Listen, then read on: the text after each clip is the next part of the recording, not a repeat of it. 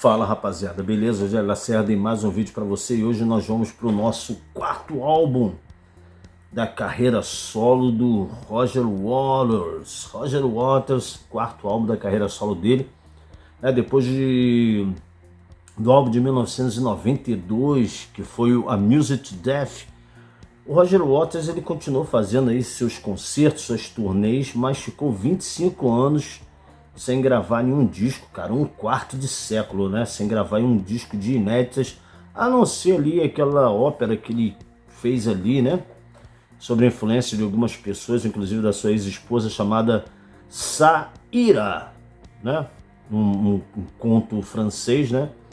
Que foi encenado e gravado, mas que teve críticas mistas e não é nem contado como um trabalho oficial dele, né? Então aí, em 2017, exatamente dia 2 de junho, né, de 2017, sai o disco Is This the Life We Really Want? É uma pergunta o título desse disco. Então tá aí, cara, um novo disco do Roger Waters de inédito. Como que esse disco ele veio a sair? Ele conheceu aí na produção do seu disco ao vivo em 2015, né? De cima da sua turnê chamada The Wall. Ele está fazendo uma turnê chamada The Wall. E na produção ali do DVD e do disco ele conheceu o Nigel Godrich, que é o produtor do Radiohead desde 1994, considerado por muitos como membro da banda, né? Do Radiohead, cara. O som, a cara do Radiohead é feito pelo Nigel Godrich. E ele conheceu o Roger Waters e se tornaram amigos ali em 2015. E ele ouviu, cara, uma demo que o Roger Waters tinha feito da música que veio a ser a Deja Vu. E o Nigel ficou interessado em produzir. Cara, tu ainda dá um caldo, hein? Que tal a gente pegar e fazer um disco teu? Aí o Roger pensou no assunto, né, já que ele estava passando por um momento feliz na vida dele, diz ele que esse disco é feito com uma inspiração que ele teve em cima de um momento em que ele estava apaixonado, né, e esse disco é baseado em amor. De repente, cara, apesar do clima sombrio que esse disco tem, pode ser que seja verdade se você analisar as letras desse disco. Só que o Nigel, né, que foi o único produtor, o Roger Waters não foi produtor, co-produtor nesse disco. Esse disco foi produzido unicamente pelo Nigel Godrich, do Radiohead, produtor do Radiohead. O Nigel ele falou o seguinte, o Roger Waters tinha um conceito, ele tinha um conceito de que um senhor e a sua neta estavam a fazer investigações do porquê tantas mortes de crianças em países estrangeiros, desaparecimento de crianças, e ele estava pensando nessa história como uma peça de rádio.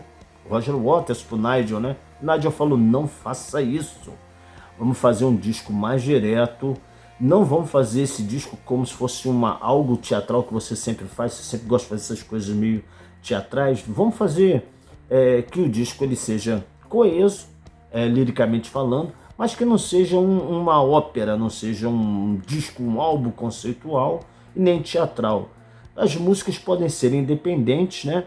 E falarem praticamente do mesmo tema. Topa fazer isso? O Roger Waters ele disse que ele botou como se tivesse as mãos, né? Sentado sobre as mãos numa cadeira de boca fechada. E ainda falou assim, o Roger Waters é muito legal. Ele ainda falou assim, você aluga um cão, então deixe que ele trabalhe. Cara, a frase que o cara fala pro Nigel. Ali o Nigel começou a produzir esse disco ali em 2016, né? Depois que eles se conheceram. O Nigel é um cara muito inteligente, ele é assim, ele tem uma capacidade de montar várias camadas de músicas, né? E tu já ouviu o som do Radiohead, você conhece. Então ele chegou pro Roger Waters e também falou, um espetando o outro, né? Cara, eu gosto muito, cara, do trabalho que você fez no Pink Floyd, mas eu tenho que ser franco contigo. Os seus discos solos são inaudíveis, o Nigel falou pro Roger Waters. Aí o Roger Waters entregou na mão dele. Então faz o que você acha que está certo e vamos que vamos. Tanto que você ouve o disco, se você ouviu o disco, eu ouvi esse disco umas 10 vezes, vamos botar aí. Ouvi 2 vezes para fazer essa crítica, para mim relembrar do disco, né? Porque já tinha um tempo que eu não ouvia. E é um disco, cara, que, assim, ficou com a cara do Nigel Godrich. Ele ficou com a cara do Radiohead, cara. Tem elementos ali de música indie alternativo. Algumas músicas você vai encontrar uma pitada de Pink Floyd, vai, por causa do Roger Waters. Mas o instrumental em si, ele tá bem uma coisa indie, tá bem indie, apesar de ter muitos efeitos sonoros, barulhos de explosão, de drones, sirenes, de guerra, aquela coisa toda, muitas transmissões de rádio, gravações de entrevistas, vozes, né? Do Trump, por exemplo, né? Porque o disco daí também passa parte do disco dando paulada aí no Trump. O Roger Waters não poderia deixar de ser, né? Político que ele é. E o cara começou a fazer a produção do disco, cara. E o disco começa ali. Vamos passar já pro faixa a faixa. Tem uma coisa interessante sobre a capa, cara. É que eu esqueci o nome do italiano. Eu vou botar aqui, escrever aqui embaixo aqui. Mas essa capa aí, que é, né? Ela meio que parece, evoca um pouquinho The Wall, né? É meio que um plágio da capa aí de um italiano chamado Emilio, acho que é Esprous, um negócio desse, um italiano que tentou processar o Roger Waters. Eu não sei como é que ficou, mas eu sei que o disco ficou proibido de ser vendido na Itália por conta do disco desse tal de Emilio, o sobrenome dele eu não lembro, mas é exatamente a mesma capa, cara, a mesma capa, né? Pode ter sido aquela história que eu falei no vídeo de plágios, né? O plágio inconsciente. Enfim, é só para uma curiosidade para você. E o disco não tem, como nos outros discos do Roger Waters, como o último, por exemplo, o Amused to Death, tem 30 músicos, cara, todos do mais alto calibre. Metade do Toto tá na gravação do Amused to Death, da Rita Coolidge. Aqui só tem Roger Waters, o Nigel e mais 8 músicos selecionados, não tão conhecidos, a não ser o Jonathan Wilson. É Jonathan Wilson o nome do cara? Anotei aqui o nome dos caras aqui. É Jonathan Wilson, que é da banda Muscadina. Tem o Roger Joseph Manning Jr., Joel Waronker, né? E o arranjador de cordas, o David Campbell. São os caras notáveis aqui, mas de repente você não reconheceu nenhum nome que eu falei aqui. É um disco, cara, quase que minimalista, não fosse os efeitos do Nigel aí, que é um cara caprichoso e gosta de trabalhar com várias camadas. O disco começa com uma pequena faixa de 1 minuto e pouco chamada When We Were Young, quando nós éramos jovens. É uma intro com vários efeitos, cara, parece até a introdução do Dark Side of the Moon. Tem som de despertador, tem som de relógio, de tiro, de bomba, de cachorro, de nave, de pato, tem som de tudo. E o Roger Waters fazendo algumas narrações. Depois entra a música Déjà Vu, que é a primeira música aí, e já é também single, foi um single. A música que eu acho muito bacana, essa música eu acho bacana, eu acho a produção dela muito legal. A voz do Roger Waters aqui, já com 76 anos, né, não tava grande coisa não, tá? Ele não tá mandando muito bem, mas... Tanto que eu reparei uma coisa nesse disco, as últimas 2 vezes que eu vi, que o vocal dele tá bem baixo em relação aos instrumentos, salvo algumas músicas, 2 ou 3 músicas, e que a voz dele tá com mais destaque. Geralmente músicas começam com violão. Essas músicas mais rebuscadas, você quase não ouve a voz dele, a voz tá mixada bem baixo em relação aos instrumentos. E é uma música muito bacana, Déjà Vu, que antes ela era chamada de Lay Down Jerusalem, né? O título que foi descartado veio se tornar Déjà Vu, mas que em 2018, nas apresentações do Roger Waters, ele estava usando essa frase no refrão da Déjà Vu, Lay Down Jerusalem. Olha que cara doido. E ele né, fez muitas dessas versões ao vivo dessa música cantando essa frase. Da Déjà Vu é uma música legal. Em seguida vem também uma música chamada The Last Field, né, que fala dos refugiados da Síria, ali, da guerra ali, que também virou single e tem também um videoclipe interessante, né? Essa música vale a pena tu dar uma olhada, também é uma música muito boa. Algumas pitadas aí do disco Wish You Were Here, de repente ali de Obscure by Clouds, que é uma coisa mais acústica, mas eu vou sentindo até agora aqui um disco mais indie, alternativo, do que o Pink Floydiano. Aí vem a música Picture That. Aí sim, a Picture That já tem uma cara mais floydiana por causa do baixo, a música mais direta, mais forte. Essa música tem umas coisas interessantes, ela traz algumas referências, igual na Music to Death, ela traz referências a Cheyenne and Crazy Diamond, no final ali da música, essa Picture That, e também a Chip, cara. E tem um lance nela que parece com aquela música do Black Sabbath do primeiro disco, a Evil Woman. Eu não sei se você sabe, há um tempo atrás o Roger Waters criticou essa música, a Evil Woman do Black Sabbath. E o Tommy Iommi ficou até meio pistola, né? Ficou meio, pô, cara, logo você, que é um amigo do meio musical aí, vai esculachar aí a minha música aí, a Evil Woman. Mas o Roger Waters ele não repudiou essa música porque tem uma parte aí da Picture That que lembra Evil. Dá uma escutada na Evil Woman do Black Sabbath e dá uma escutada na Picture That, para ver se você não vê uma similaridade ali. Eu vi.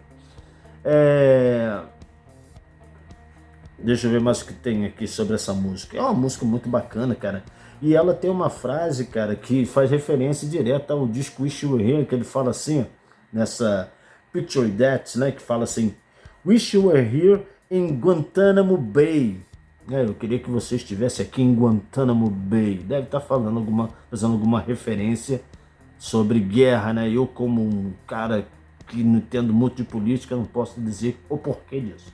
Mas está aqui, Wish You Were Here in Guantanamo Bay, na música Picture That, né? Em seguida vem a música chamada Broken Bones. Para mim aqui é a melhor música do disco, é uma música muito bacana. E é uma música que parece que foi tirada do Pros and Cons of Hitchhiking, cara. Tem uns lances nela que me lembram alguns arranjos que tem nesse disco aí, cara. Ela faz muita referência a esse disco aí. Eu acho muito bacana, eu acho ela espetacular, essa música aí, Broken Bones. E é uma música da mais alta qualidade, cara. Essa música é uma das poucas músicas que eu escuto desse disco. Eu fiz uma coletânea do Roger Waters, eu gosto de fazer umas paixões coletâneas, e ela tá aqui dentro. Aí vem a música que é a faixa título, Is This the Life We Really Want? Né? Faz uma pergunta, cara, é a vida que você realmente quer? A vida que você vive é essa? É essa que você realmente quer, ou você está vivendo uma vida que está sendo imposta? Uma letra muito interessante, e a música é tão interessante quanto. Depois vem uma música chamada Birds on a Gale, né, que fala de drones, né, e também fala de um documentário chamado Natural Birds, também uma música muito interessante, essa música aí, Birds on a Gale. Também tem a música chamada The Most Beautiful Girl, que essa música parece com aquela música Witness, da Sarah McLachlan. Tu conhece essa música? Parece ter uma batida meio parecida, me faz muito lembrar essa música da Sarah McLachlan, que é a Witness, essa música aí, The Most Beautiful Girl. É uma música bacana também, eu acho ela bem indie, fala da morte de uma menina durante um ataque de drones no governo do Barack Obama, né, cara? O Roger Waters sempre pegando essas informações para jogar dentro de suas músicas. Está aí esse fato aí dentro da música The Most Beautiful Girl. Aí depois vem a música Smell the Roses, né, que também foi single, né? Foi o resultado de uma jam. O que acontece?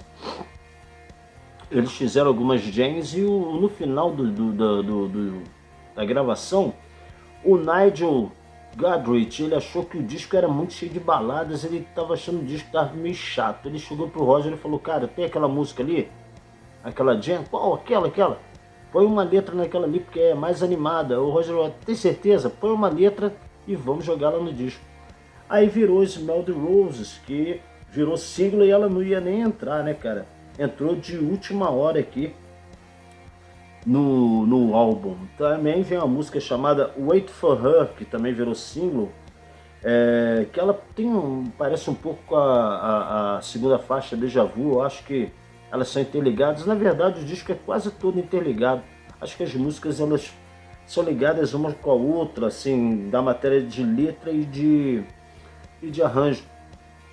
É a única música que não tem letra do Roger Waters. A letra aqui é de um poema árabe do tal de Mahmoud Darwish, que é amigo do Roger Waters. É um árabe, que isso aqui é um poema dele, né, que o Roger Waters pegou, traduziu e botou na música Wait for Her. É uma música bem bacana também, tem um videoclipe dela, bem legal.